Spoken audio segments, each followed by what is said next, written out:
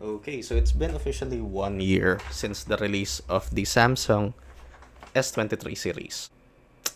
1 year ka na. Wow. For this video, originally ang bala ko is gagawa ko ng sobrang haba na update video for my S23 Ultra. Pero thinking about it, yeah, I don't really need to do that. So sa simula pala ng video na to is sasabihin ko na yung TLDR with the S23 Ultra. Of course, don't get me wrong, gagawa pa din ako ng update in this video for the S23 Ultra. Pero basically, ang TLDR dito is if you're looking for a high-end smartphone na gagamitin mo long-term and gusto mong you want to put good money on it. Eto na nga siguro yun. Actually, yung S23 Plus from last year, ang highly recommended ko sa inyo. Kasi if you don't really care about the insane zoom dito sa S23 Ultra and yung S Pen, yeah, definitely just get the S23 Plus. Like, if papabalikan ako ngayon, I'd rather get the S23 Plus. Not to say na pinagsisihan ko na binili ko to. I love this phone. Which, of course, sabihin ko yung dahilan maya-maya. Pero, if currently tinitignan nyo yung S24 series and yun yung binabalak nyong bilhin, if hindi pa kayo bumibili ng bagong phone ngayon, yeah, definitely just go for the S23 series. Kasi, there's not much change here, at least if titignan mo din yung spec sheet. Pero like with pretty much every other high-end smartphone na release these past few years is, yeah, incremental upgrades na lang. Not really something that you'd see on paper. Siguro mapapansin mo if, for example, sa camera department is meticuloso ka talaga, pinapanood mo talaga yung videos about these things, then kung ikaw yun, and of course, bottomless yung bank account mo, wala kang problema sa pera, ewan ko ba't mo ba pinapanood to. Kasi if yung AI shit yung habol mo sa S24 series and yung ibang mga cool new shit na pwede mong gawin doon, like creativity-wise ganon, is mapupunta din yun eventually sa S23 series.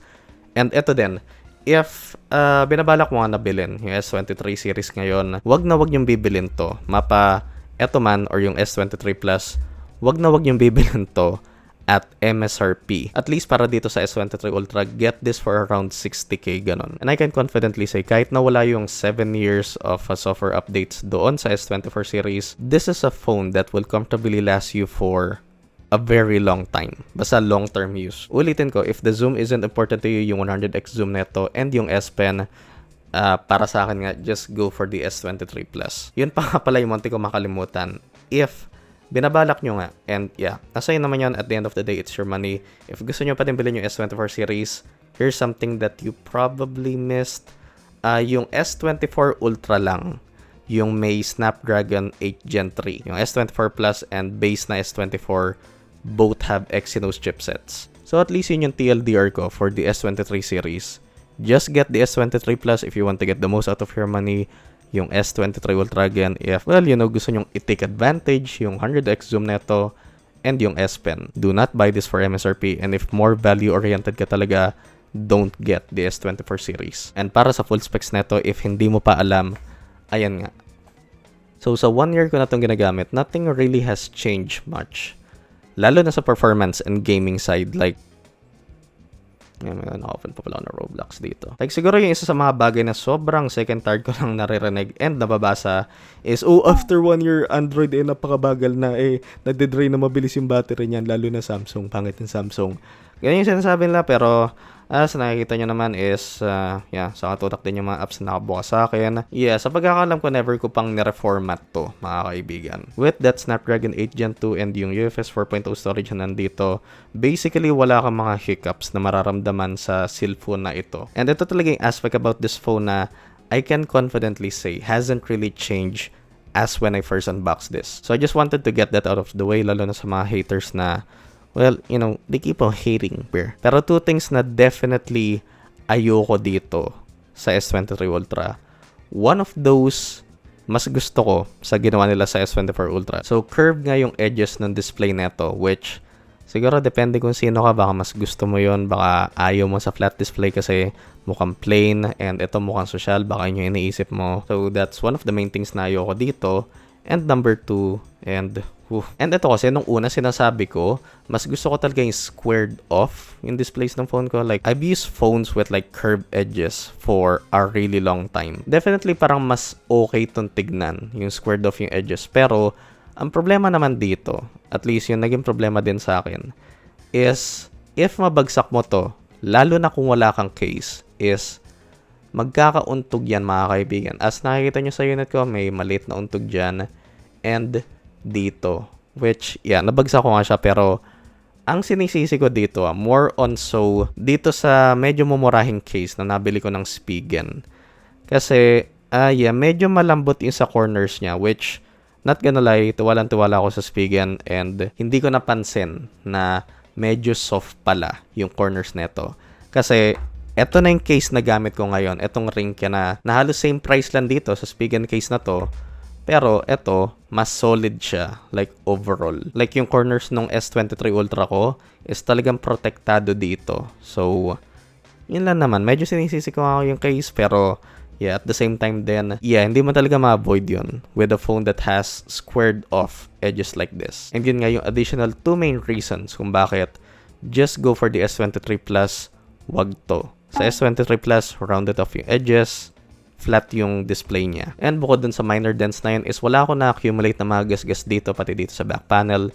As, yun nga, may ginamit nga akong case. Pero, who knows kung ano magiging itsura nito kung hindi ko ginamit without a case. Pasensya, this is a phone kasi nagagamitin ko for, I don't know how long, siguro maliban lang kung padalan ako ng Samsung, wink wink. But yeah, as far as cosmetics go is yun lang naman yung update ko sa, well, technically damaged dito sa S23 Ultra ko. Build is rock solid. Like, built like a tank to. Like, hindi mo ma-flex to. Sobrang solid niya and ang hefty ng device na to. Na siguro ang way lang na masisira mo yung pinaka-build neto is if sobrang inaabuso mo to. Tapos sa display naman neto, well, you get a high-end Samsung panel na kahit na, again, release na ngayong S24 series this year na, well, Samsung claims na brighter yung displays nun pero this is as good as it gets. Yeah, halos walang color shift yan even at extreme angles and gets dim enough na, well, ewan ko kung oras ka natutulog pero hindi mo kailang problemahin na masisilaw ko sa gabi pag ginagamit mo to. Of course, 120Hz LTPO and it's excellent. Yun lang sabi ko. So for the entire year, I've been using this in 1080p kahit na technically 1440p yung display neto, which yun yung max resolution for a handheld na 7 inches and below. Sana all 7 inches pero yan nga, 1080p is plenty sharp at this size. Tapos pagdating sa cameras naman, maglalagay ako ng mga sangkatutak na samples dyan. Pero TLDR naman sa cameras na itong S23 Ultra, it's excellent pero definitely parang in between the Pixels and the iPhones of the world. Not the best but excellent.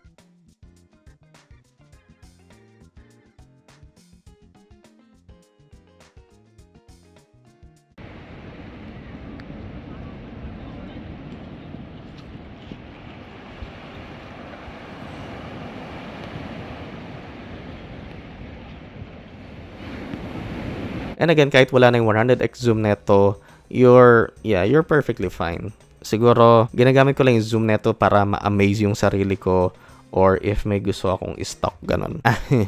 And as much as I hate to say it, yung front-facing camera netong S23 Ultra is, I would say, yeah, subpar siya for a phone of this price. Yeah, like nakita ko yung mga direct comparison ng front-facing camera neto sa S24 Ultra. And talagang disappointed ako sa Samsung dito kasi nothing really changed much from the S22 Ultra before this and now to this. And pagdating mo sa battery life neto with that 5,000 mAh battery, yeah, nothing really changed much from when I first started using this. About 6 hours of screen on time with my medium to heavy use of social media, watching videos, some gaming, and picture taking. Still able to easily end the day with about 40% left. Of course, if ever na ma-deplete mo nga to before the end of the day, is easily matatop up mo yung 5,000 mAh battery neto with Samsung's 25-watt charger in just a little over 1 hour. Yes, kahit na 1 year ko na itong ginagamit, never ko pa itong na-charge with the 45-watt charger mainly because yeah, I never got my hands on it. And ewan ko, ang dami din mga nagkiklaim like throughout 2023,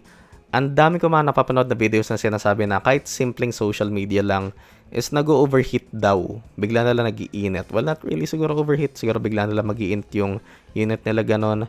Which, in my experience, ang time lang na nag-init to, na medyo naging uncomfortable to touch is sinubukan ko lang. Yeah, hinayaan ko na mag-record to ng 8K video. Yes, ayan, 8K video. Yan lang yung pagkakataon na naging uncomfortable to touch yung device na to. But, hey, who buys a device to record 8K videos? Ewan ko, halin mo pa din yung dual stereo speakers nito kahit na, well, bottom firing yung isa and hindi front-facing tulad netong nasa top. Well, you know, like back when you were a kid, right? You watch a game show, and they'd be like, "What are you gonna spend the money on?" It's like, "We're all gonna go on vacation." Yeah, to like Wheel of Disneyland." Fortune or like Jeopardy. Oh, I'm gonna get a new car. And siguro ito din yung one of the main things na that can sway you over to Samsung compared to other brands is yung Good Luck app, which sa katutak na customizations yung magagawa mo pa bukod sa mga already customizable features sa Android. So dito, well, ito lang naman so far yung naka-install sa akin is pwede mo i-customize nga yung volume panel, which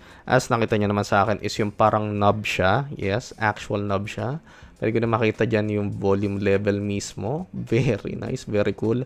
Version 3 dots pa din kung gusto mong i-customize din yung ibang mga volumes, yung ibang sound options mo, I mean. And of course, sa mga nakapansin siguro, never kong binanggit yung S Pen. Well, until now, kasi honestly, throughout 2023 is siguro 20 times ko lang to pinulaut. And yeah, siguro kung more on like the creatives, ikaw yung audience na yon and magagamit mo to for productivity and shit, then yeah, definitely get this. And yeah, I think that's pretty much it as far as my update goes for the S23 Ultra. May nakalimutan ba ako? I think wala naman ata. If you're buying this for 60k, ang nasaan nga pala is yung 12GB to 56GB version. So again, if you don't care about the zoom, get the plus version with 512GB of storage. If tingin nyo din na mabibitin kayo sa 256GB. If you currently have any of the S23 series, do not upgrade to the S24 series. Again, unless na lang kung bottomless bank account mo, gusto mo taon-taon ka nagpapalit ng phone, sige, ikaw na. And siguro yung S24 series is more for at least yung S24 Ultra, kasi yung S24 Plus nga and yung base na S24 for the people outside the US and Canada is makukuha nga nila yung Exynos chipset. Well, tayo kasama dun. Pero yung S24 Ultra is more so para sa mga tao na nanggagaling sa S22 Ultra and S21 Ultra na, well, hot mess sila. And yeah, I think that's gonna do it for my TLDR and yung update video ko na din for the S23 Ultra. So sa mga gustong bumili ng kanilang sariling Samsung S23, then I'll leave the links in the description. Of course, malaking tulong sa akin if gagamitin nyo yung mga affiliate links ko if bibili kayo sa Lazada or Shopee. Much appreciated nga pala, of course, sa mga gumagamit pa din nun. As always, leaving a like is the easiest way to support the channel. Consider subscribing if you like my content and turn on notifications for all so you'll be updated on my latest videos. Thanks for watching and yeah, peace out. Serving a Tesla, going back, shawty with me, I stepped up. GTA for the ops, ain't no less stuff. Shawty born to be my angel, yeah, I'm blessed up. Cooking right up in the stew.